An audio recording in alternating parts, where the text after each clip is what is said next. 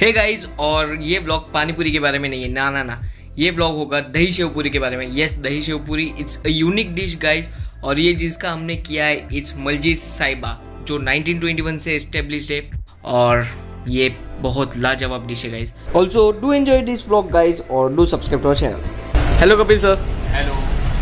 मतलब मैं तो ये मेरी फेवरेट जगह है, पर मैं सोचा कि एक बार ये ब्लॉग क्रिएट कर दूँ, तो मुझे परमिशन मिलेगी इधर किचन में जाने के लिए?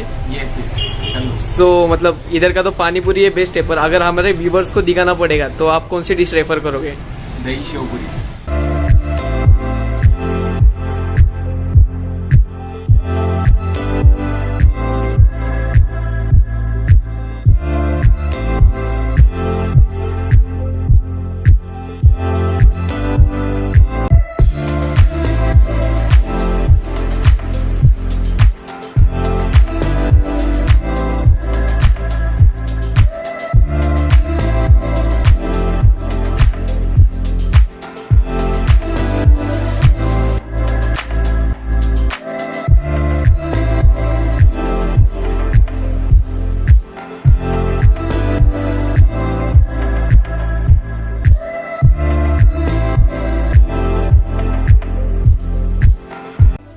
दही शेव पूरी की प्राइस अराउंड 40 to 45 रुपीज़ है, बट आई प्रॉमिस यू कि अगर आप ये एक बार टेस्ट करोगे तो आप ये बार बार ये टेस्ट करने के लिए यहाँ विजिट करोगे।